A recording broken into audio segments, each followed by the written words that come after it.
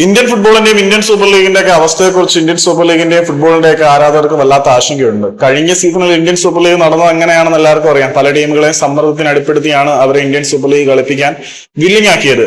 വരാൻ പോകുന്ന സീസണിൽ അത്തരത്തിലുള്ള പ്രതിസന്ധികൾ ഉണ്ടാവും എന്ന് പ്രതീക്ഷിച്ചുകൊണ്ട് പല ടീമുകളും തങ്ങളുടെ ഓപ്പറേഷൻസ് താൽക്കാലികമായിട്ട് നിർത്തിവെക്കുന്ന അവസ്ഥയൊക്കെ കണ്ടിട്ടുണ്ട്. ബ്ലാസ്റ്റേഴ്സ് മാത്രമല്ല, ഏകദേശം 11ഓളം ക്ലബ്ബുകൾ തങ്ങളുടെ ഓപ്പറേഷൻസ് താൽക്കാലികമായിട്ട് നിർത്തിവെക്കുന്നു എന്നുള്ള റിപ്പോർട്ടുകൾ പുറത്തേക്ക് വന്നിട്ടുണ്ട്.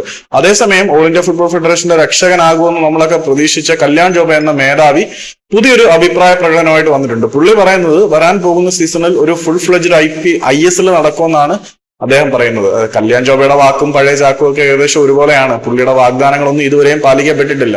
പുള്ളി അധികാരത്തിൽ വന്നപ്പം ഉടനെ പറഞ്ഞത് ഇവിടെ വാർ സംവിധാനം കൊണ്ടുവരുമെന്നായിരുന്നു. പിന്നീട് വീഡിയോ അസിസ്റ്റന്റ് റഫറിംഗ് സിസ്റ്റം കൊണ്ടുവരാനുള്ള ബഡ്ജറ്റ് ഇല്ലാത്തതുകൊണ്ട് നമ്മൾ വാർ ലൈറ്റ് സംവിധാനം ബെൽജിയൻ സാങ്കേതിക വിദ്യയോട് കൊണ്ടുവരും എന്ന് പറഞ്ഞു. അതും നടന്നില്ല.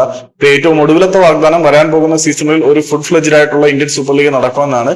പഴയ പോലെ ഫുൾ ഫോമില് വളരെ വലിയ ഫോർമാറ്റ് ആയിട്ട് ഇപ്പൊ നടന്നത് ഒരൊറ്റ ലെഗില് മാത്രം ഒതുങ്ങുന്ന ഒരു ISL ആണ് നടന്നത്. പഴയ പോലെ ആവേശകരമായിട്ടുള്ള ഇന്ത്യൻ സൂപ്പർ ലീഗിനെ തിരികെ കൊണ്ടുവരുമെന്ന് കല്യാൺ ജോബെ പറഞ്ഞിട്ടുണ്ട്. പറഞ്ഞത് കല്യാൺ ജോബെ ആയതുകൊണ്ട് എത്രമാത്രം വിശ്വസിക്കാൻ പറ്റും എന്നുള്ളത് ഒരു വലിയ ചോദ്യചിഹ്നമാണ്.